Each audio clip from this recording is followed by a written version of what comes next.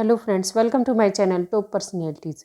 Friends, आज की video में हम बात करेंगे जो कभी फुटपाथ पर बेचते थे कैलकुलेटर और आज युवाओं को जो आईएएस बना रहे हैं, उन दिव्यकृति सर की कहानी आज हम आपको बताएंगे। उनके जीवन के कुछ ऐसे अनछुए पहलू जिसमें वो सेल्समैन की नौकरी से लेकर अपनी जूनियर से शादी तक और 9वीं में फेल होने से लेकर सफलता के शिखर तक की कहानी इस वीडियो में आज हम आपको बताएंगे। यूपीएससी की परीक्षा पास करने वाला एक आईएएस या आईपीएस लाखों युवाओं को प्रेरणा देता है, जिसकी कहानियां सालों सिविल परीक्षा की तैयारी कर रहे छात्रों को सुनाई जाती हैं। हम यहाँ पर बात किसी आईएएस या आईपीएस की नहीं कर रहे हैं, बल्कि ऐसे कई आईएएस या आईपीएस के असल प्रेरणा स्रोत रहे शख्स की कर रहे हैं, जो आज युवाओं को यूपीएससी की ऐसी घुट्टी पिलाता है कि छात्र उसके कोचिंग सेंटर से या तो अफसर बनकर निकलते हैं या जीवन का ज़रूरी सबक लेकर। जी हाँ, हम बात कर रहे हैं डॉक्टर विकास दिव्यकृति सर की, जो कोचिंग सेंटर दृष्टि आईएएस के माध्यम से युवाओं को यूपीएससी की तैयारी कराते हैं। इस वीडियो में हम आपको विकास दिव्यकृति सर के असल जीवन की कुछ इंटरेस्टिंग फैक्ट्स के बारे में बताएंगे। दरअसल डॉक्टर विकास दिव्यकृति के पढ़ाने के मज़ेदार तरीके और उनके सेंस ऑफ ह्यूमर से तो सभी वाकिफ़ हैं, लेकिन बहुत कम लोग इनकी असली ज़िंदगी के बारे में जानते हैं, क्योंकि अब तक विकास सर सिर्फ यूपीएससी और पढ़ाई की ही बातें करते नजर आए हैं। लेकिन हाल ही में इन्होंने एक इंटरव्यू में अपने निजी जीवन के बारे में खुलकर बातचीत की। ऐसे में उस इंटरव्यू के ज़रिए विकास सर की असल ज़िंदगी के कई रोचक तथ्य सामने आए हैं। तो चलिए आपसे भी उनको रूबरू कराते हैं।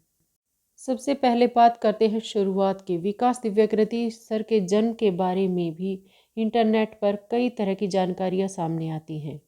इंटरनेट की जानकारी की माने तो उनका जन्म 1976 में हुआ, जबकि इंटरव्यू में इसकी जानकारी देते हुए विकास सर ने कहा है कि 1996 में यूपीएससी का पहला अटेम्प्ट दिया था, और अगर उनका जन्म 1976 में होता तो 20 साल की उम्र में कैसे यूपीएससी सिविल परीक्षा में बैठ पाते। इसीलिए असलियत ये है कि उनका जन्म 1973 में हरियाणा में हुआ था। बात करें उनकी पढ़ाई की तो doctor Vikas Divyakirti sir MA Hindi, MA sociology, mass communication, LLB, management आदि हायर एजुकेशन की पढ़ाई अंग्रेज़ी माध्यम से की है। लेकिन विकास सर बताते हैं कि वो 9वीं क्लास तक अंग्रेज़ी के विषय में फेल हो जाया करते थे।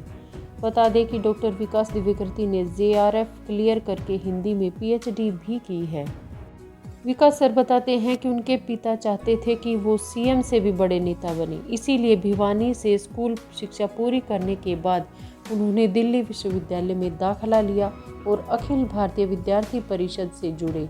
हालांकि वही पहले साल की पढ़ाई पूरी होने के साथ ही ऐसा संकट आया कि उन्हें डीयू स्टूडेंट यूनियन के चुनाव की लड़ाई बीच में ही छोड़नी पड़ी।